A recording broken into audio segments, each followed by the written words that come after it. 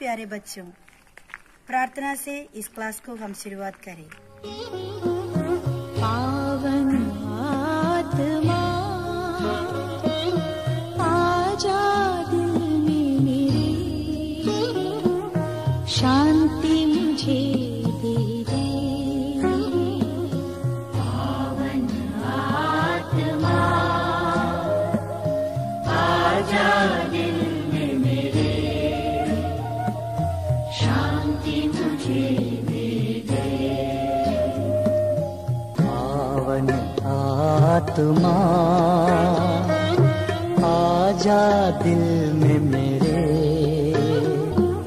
मुक्ति मुझे दे दे। पावन आत्मा आजा दिल में मेरे, मुक्ति मुझे दे दे। बरसा दे शांति तेरी, बरसा दे मुक्ति तेरी, बरसा दे शांति तेरी, बरसा दे मुक्ति तेरी। यीशु के दो शिष्यों को एम्माउस गांव के रास्ते पर यीशु का दर्शन। अब हम इस दर्शन के घटना को आज के इस पाठ में पढ़ेंगे। पाठ 11 एम्माउस अनुभव। ईसा के दो शिष्य यरूशलेम से लगभग 4 कोस दूर एम्माउस गांव जा रहे थे। राह चलते उनकी चर्चा के विषय थे ईसा के दुख भोग, क्रूस पर की मृत्यु, पुनरुत्थान आदि। वे निराश थे और उनके मुख मलिन थे। तब एक अपरिचित के रूप में ईसा स्वयं आकर उनके साथ हो गए। ईसा ने उनसे कहा, आप लोग किस विषय पर बातचीत कर रहे हैं? उत्तर में उनमें से एक क्लेओप से पूछा, यरूशलेम में रहने वालों में से आप ही एक ऐसे हैं जो यही नहीं जानते कि इन दिनों वहाँ क्या क्या हुआ है। ईसा ने उनसे कहा, क्या हुआ है? उन्होंने उत्तर दिया, बात ईसा नाज़री की है। वे ईश्वर और समस्त जनता की दृष्टि में कर्म और वचन के शक्तिशाली नबी थे। हमारे महायाजकों और शासकों ने उन्हें प्राण दंड दिलाया और क्रूस पर चढ़वाया। हम तो आशा करते थे कि वही इस्राएल का उद्धार करने वाला थे। यह आज से 3 दिन पहले की बात है। यह सच है कि हम में से कुछ स्त्रियों ने हमें बड़े अचंभे में डाल दिया है। वे बड़े सवेरे कब्र के पास गई और उन्हें ईसा का शव नहीं मिला। उन्होंने लौटकर कहा कि उन्हें स्वर्गदूत दिखाई दिए जिन्होंने यह बताया कि ईसा जीवित है। इस पर हमारे कुछ साथी कब्र के पास गए और उन्होंने सब कुछ वैसे ही पाया जैसे स्त्रियों ने कहा था, परंतु उन्होंने ईसा को नहीं देखा। तब ईसा ने उनसे कहा, निर्बुद्धियों, नबियों ने जो कुछ कहा है तुम उस पर विश्वास करने में इतने मंदमती हो। क्या यह आवश्यक नहीं था कि मसीह वह सब सहे और इस प्रकार अपनी महिमा में प्रवेश करे? तब ईसा ने मूसा से लेकर अन्य सब नबियों का हवाला देते हुए अपने विषय में जो कुछ धर्म ग्रंथ में लिखा है वह सब उन्हें समझाया। इतने में वे उस गांव के पास पहुंच गए जहां वे जा रहे थे। लग रहा था कि जैसे ईसा आगे बढ़ना चाहते हैं।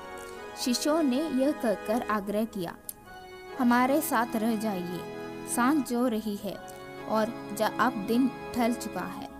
और वह उनके साथ रहने भीतर गए। ईसा ने उनके साथ भोजन पर बैठकर रोटी ली, आशीष की प्रार्थना पढ़ी और उसे तोड़कर उन्हें दे दिए।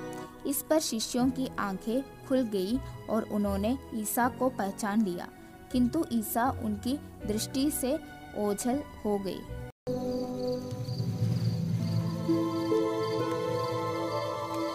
Did not our heart burn within us while he talked with us by the way? ईसा धर्मग्रंथ का व्याख्या करते हैं। जो निराश होकर एम्माउस की ओर जा रहे थे, उन शिष्यों को ईसा ने सबसे पहले ईश्वर का वचन ही बांटा था। मूसा से लेकर अन्य सब नबियों का हवाला देते हुए अपने विषय में जो कुछ धर्मग्रंथ में लिखा है, वह सब ईसा ने उन्हें समझाया। उन वचनों ने शिष्यों के हृदय को प्रज्वलित कर दिया। निराशा में डूबे हुए मन आशा से भर गए और दिल से अंधकार की छाया दूर हो गई। पुराने विधान के ईश वचन उस मुक्ति योजना की ओर संकेत करते हैं जो ईश्वर के पुत्र ईसा द्वारा पूरी होने की थी। नए विधान में इस योजना की पूर्ति का हम अनुभव करते हैं। जब हम ईश वचन ध्यान पूर्वक पढ़ते हैं, तब हम प्रभु ईसा को ही अनुभव करते हैं।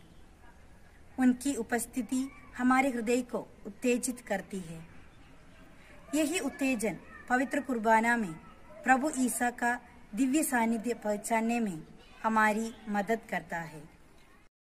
बच्चों, हम एम्माउस अनुभव की घटना में क्या क्या देख सकते हैं? मुख्य रूप से दो बातें हम इस अनुभव में देख सकते हैं। पहला, ईसा धर्मग्रंथ का व्याख्या करते हैं और दूसरा, रोटी तोड़कर शिष्यों को देते हैं। हम इन बातों को अपने पवित्र बलिदान में भी देख सकते हैं। आइए हम इन बातों को विस्तार से देखते हैं। पवित्र बलिदान में ईश्वजन की शुश्रूषा। सीरो मलबार के पवित्र बलिदान में ईश्वजन की उपासना समारोह शुरुआत में होते हैं। वजन वेदी पर जो ईश्वजन घोषित या बांटा जाता है, उसे स्वीकार करने में हमें तैयार करने के लिए हमारी पवित्र बलिदान की विधि में काफी लंबी प्रार्थनाएं हैं। हमारे मन को आलोकित कर आपके जीवनदायी और दिव्य आदेशों की मधुरवाणी ध्यानपूर्वक सुने। यह प्रार्थना करते हुए हम पवित्र वचन ग्रहण करने के लिए तैयार होते हैं। पंचग्रंथ, नबियों के ग्रंथ, पत्र और सुसमाचार से वाचन होते हैं। इस प्रकार के ईश वचन से पवित्रीकृत होकर पवित्र बलिदान अर्पित करने के लिए ईसा हमें योग्य बना देते हैं। गिरजाघर में जब ईश्वजन पढ़ा जाता है, तब प्रभु ईसा ही हमसे बात करते हैं। दूसरी बात पर ध्यान करेंगे, पवित्र बलिदान में ईसा की उपस्थिति। प्रभु ईसा द्वारा कलवारी पर अर्पित बलि का अनुभव हम आज पवित्र बलिदान में महसूस करते हैं। स्वयं ईसा ही बलिवेदी पर यह बलिदान अर्पित करते हैं। ईसा के जन्म से लेकर उनके द्वितीय आगमन तक के मसीही रहस्यों को पवित्र बलिदान में दोहराया और अनुभवदायी बनाया जाता है। पवित्र बलिदान क्रिस्तीय जीवन का केंद्र है। पवित्र बलिदान एक बलि होने के साथ साथ प्रीति भोज भी है। इस प्रीति भोज में जीवित ईसा स्वयं विराजमान होकर अपने शरीर और रक्त हमें भोजन और पेय के रूप में परोसते हैं। पवित्र वचन से शिष्यों के हृदय प्रज्वलित हुए और जब ईसा ने उन्हें रोटी तोड़कर दी, तब वे ईसा के पहचान सके। पवित्र बलिदान में परम प्रसाद जीवन की रोटी है। ईसा ने कहा, मैं जीवन की रोटी हूँ।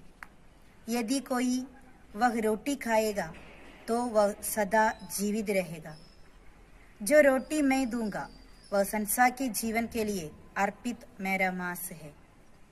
पवित्र परम प्रसाद में प्रभु ईसा जीवित रूप से उपस्थित होते हैं।